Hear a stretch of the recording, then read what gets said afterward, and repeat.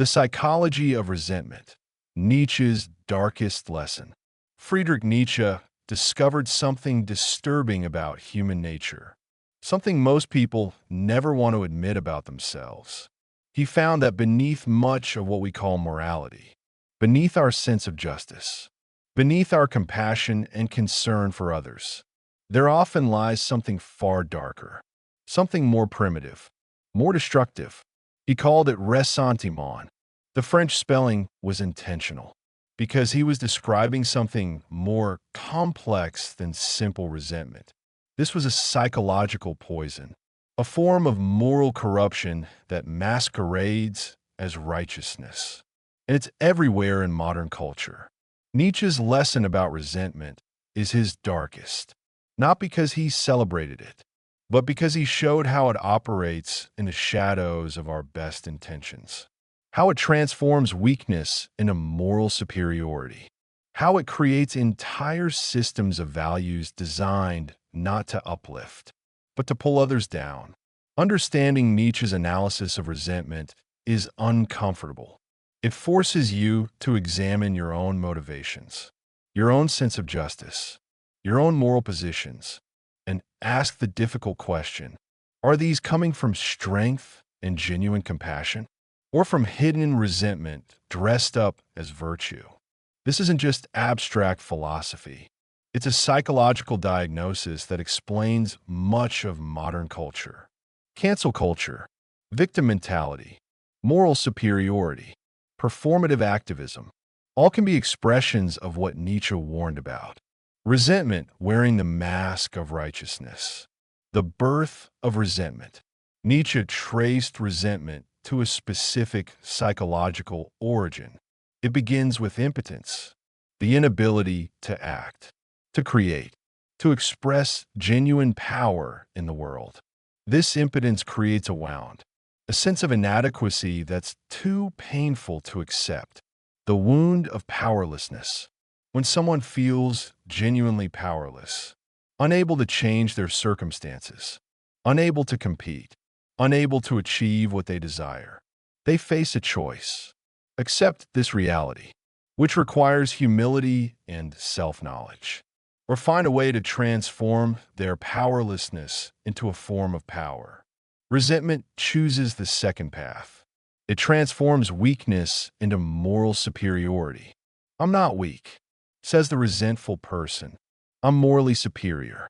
I choose not to compete, not because I can't, but because competition is beneath me. Evil, corrupt, signs of the resentment wound.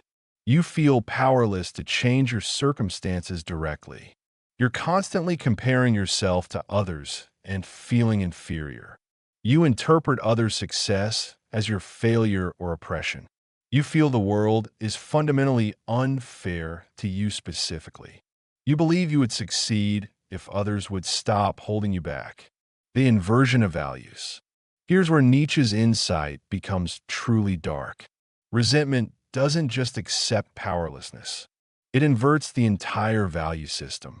What the strong call good, power, achievement, excellence, beauty, success. The resentful person redefines as evil, and what the strong might ignore or pity.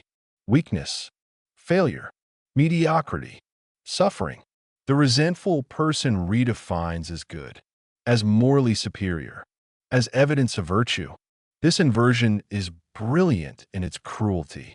It allows the powerless to feel superior to the powerful, the unsuccessful to feel morally better than the successful, the weak to judge the strong, the slave morality.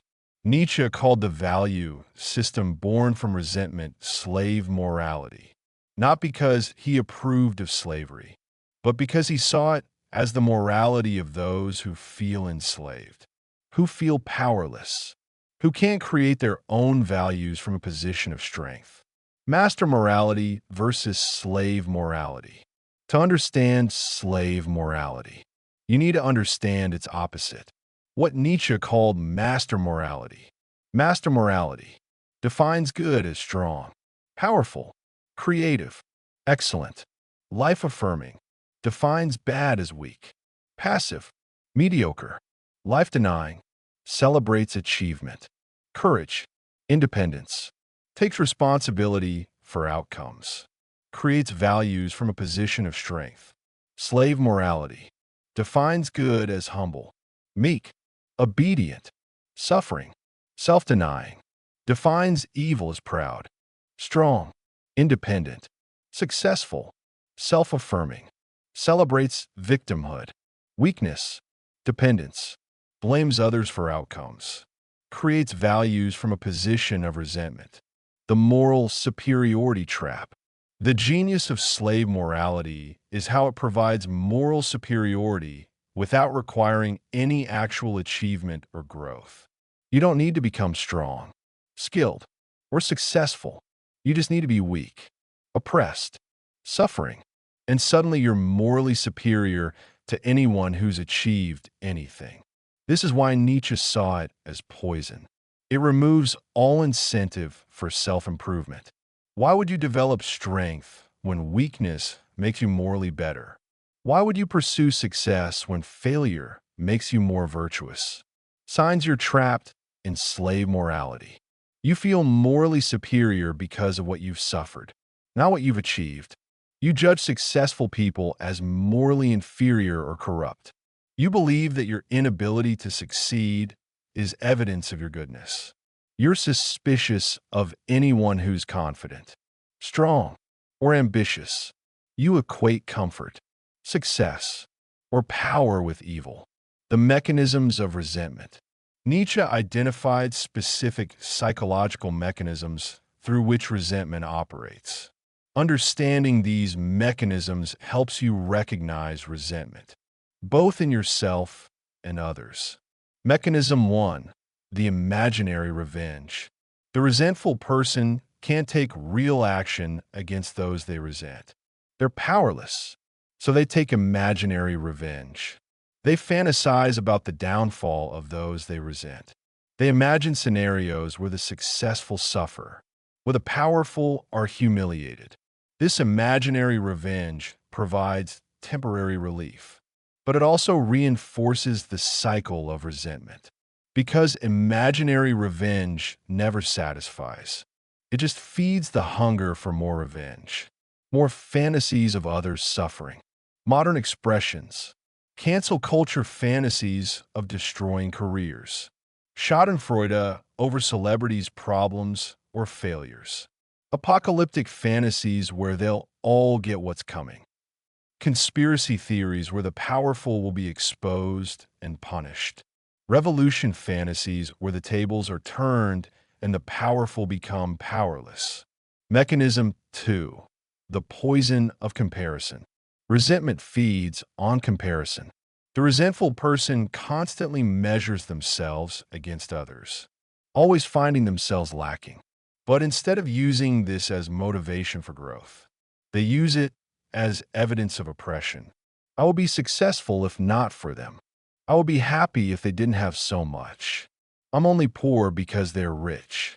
The comparison becomes an excuse, a way to avoid taking responsibility for their own development. Signs of comparison poison. You can't see others' success without feeling personally diminished. You interpret others' advantages as your disadvantages. You believe success is zero-sum. Others winning means you're losing. You focus more on what others have than on developing what you could have. You feel validated when those above you fail or suffer. Mechanism 3. The moralization of envy. Perhaps the most insidious mechanism. Resentment transforms simple envy into moral judgment. I don't want what they have because I'm envious, says the resentful person. I judge what they have because it's wrong, evil, immoral. This allows people to feel righteous in their envy, noble in their bitterness, virtuous in their desire to see others brought low. Envy becomes justice. Bitterness becomes righteousness. Resentment becomes morality. Modern examples. Eat the rich, rhetoric that masks envy as justice. Judgment of beauty or fitness as privilege rather than effort. Criticism of achievement as privilege rather than work, shaming success as problematic rather than admirable, demanding equal outcomes rather than equal opportunities. Mechanism 4. The victim identity. Resentment requires seeing yourself as a victim, not just someone who has suffered, but someone whose identity is defined by victimhood. The victim identity provides several benefits that keep people trapped in resentment. It explains failure without requiring self-examination. It provides moral authority. It creates a community of fellow victims.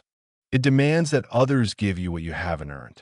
It allows you to avoid the difficult work of genuine growth and development. Victim identity signs. Your suffering is central to your identity and how you present yourself. You're offended by suggestions that you have agency or power. You resist solutions that would require you to change rather than others changing. You compete with others over who has suffered more. You're invested in proving how oppressed or victimized you are. The cultural manifestations.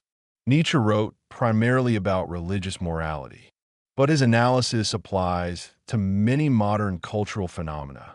Resentment hasn't disappeared. It's just found new expressions.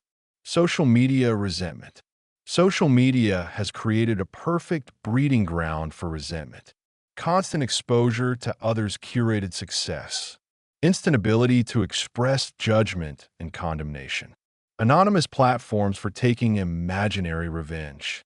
The dopamine hit from condemning others. From finding fault. From joining the mob and destroying someone.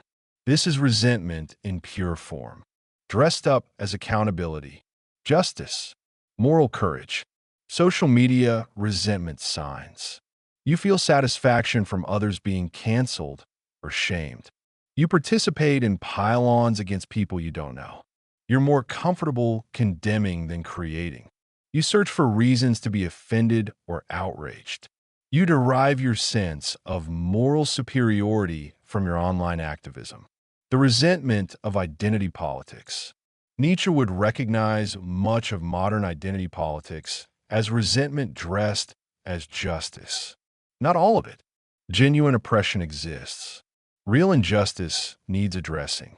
But when the focus becomes primarily on tearing down rather than building up, on demanding rather than creating, on victim status rather than empowerment, that's resentment. The transformation of every achievement into privilege, every success into evidence of oppression, every strength into proof of systemic advantage.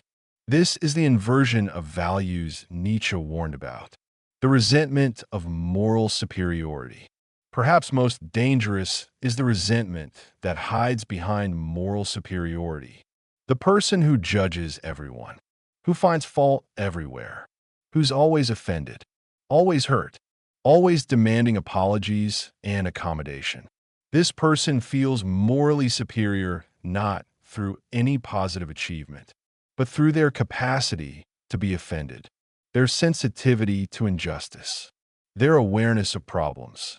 They've made victimhood and judgment into virtues. The escape from resentment. Nietzsche's diagnosis is dark, but he also offers a path out. Not an easy path, but a real one.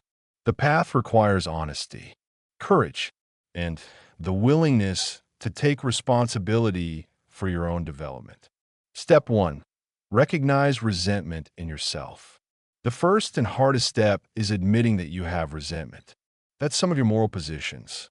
Your sense of justice, your compassion, might actually be resentment in disguise.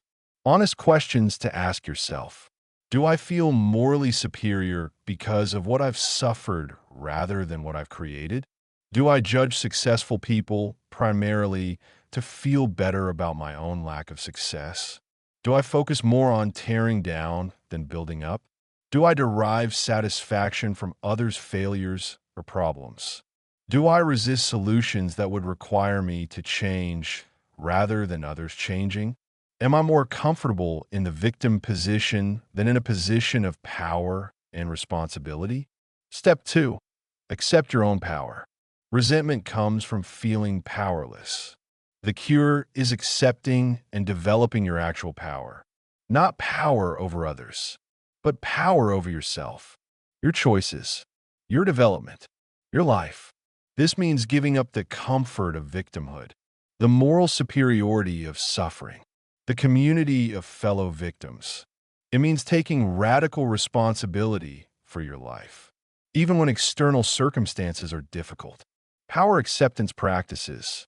Stop explaining your lack of achievement through others' advantages. Take responsibility for your choices and their consequences. Develop your skills and capabilities rather than demanding accommodation. Create value rather than just criticizing. Compete and risk failure rather than avoiding competition through moral judgment. Step 3. Create your own values. Nietzsche's ultimate solution was what he called value creation. Instead of accepting values born from resentment or values imposed by society, create your own values from a position of strength. Ask yourself, not what does society say is good, not what makes me feel morally superior, but what do I genuinely value? What kind of person do I want to become? What kind of life do I want to create? Value creation questions. What do I admire when I'm honest with myself? Not what should I admire, but what do I actually admire? What kind of strength do I want to develop? What would I pursue if I wasn't concerned with moral superiority or victim status? What values would I hold if I were creating them from strength rather than weakness? What I want to create rather than destroy? Step 4. Transform envy into motivation. The healthy response to seeing others' success isn't resentment. It's inspiration. They achieve that. Maybe I can too. Or at minimum, they achieve that. Good for them. This doesn't mean ignoring injustice or pretending privilege doesn't exist, but means not using these facts as excuses for your own lack of development, not transforming envy into moral judgment. Healthy responses to other success. Genuine happiness for their achievement. Curiosity about how they did it. Motivation to develop your own capabilities. Recognition that their success doesn't diminish you. Desire to create your own form of success rather than tear down theirs. The liberation. Nietzsche's darkest lesson is ultimately liberating. Because when you recognize resentment for what it is, when you see how it operates in your own psychology, you can choose something different. You can choose to build rather than destroy, to create rather than criticize, to develop strength rather than celebrate weakness, to take responsibility rather than claim victimhood, to admire excellence rather than resent it. This doesn't make you a bad person to recognize your resentment. It makes you honest, self-aware, capable of growth. The person who can't see their own resentment is trapped by it. The person who can see it has the first tool for escaping it. The affirmation of life. Nietzsche's ultimate value was what he called life affirmation, the celebration of life, growth, strength, beauty, excellence, not from a place of resentment toward those who lack these things, but from genuine love of life itself. This is the opposite of resentment, which is fundamentally life-denying, which says no to existence, which wants to pull down rather than build up, which celebrates suffering rather than thriving. Life-affirming practices celebrate others' success and beauty without needing to diminish it. Pursue your own excellence without needing others to fail. Take joy in creation, growth, development, achievement. Accept difficulty as part of life rather than as evidence of oppression. Build rather than destroy. Create rather than criticize. The hard truth. Here's Nietzsche's final hard truth. Resentment feels good. It feels righteous. It feels like justice. That's why it's so dangerous. It provides all the emotional satisfaction of moral superiority without requiring any actual growth or achievement. Breaking free from resentment means giving up that easy satisfaction. It means facing your own powerlessness honestly, taking responsibility for developing real power, accepting that others' success doesn't diminish you, admitting that your suffering doesn't make you special or superior. This is hard work, much harder than staying in resentment, but it's the only path to genuine strength, real freedom, authentic power, the kind that comes from within, not from judging others, not from victim status, not from moral superiority, but from actually becoming someone strong, capable, life-affirming. Conclusion: the choice. Nietzsche's lesson about resentment is dark because it forces us to see something ugly in ourselves. The way we use morality as a weapon, the way we transform weakness into superiority, the way we tear down rather than build up. But it's also liberating because seeing resentment clearly gives you a choice. You can continue letting it operate in the shadows, poisoning your relationships, preventing your growth, keeping you trapped in weakness and bitterness. Or you can face it, acknowledge it, and choose something different. Choose strength over moral superiority, creation over destruction, growth over stagnation, life affirmation over resentment. The world needs fewer people judging from positions of resentment and more people creating from positions of strength. Fewer people tearing down, more people building up, fewer victims demanding accommodation, more powerful individuals taking responsibility. Nietzsche's darkest lesson is also his most hopeful, because it shows that what we thought was virtue might be vice, and what we thought was our nature might just be a choice we can make differently. Starting now, the question isn't whether you have resentment. Everyone does to some degree.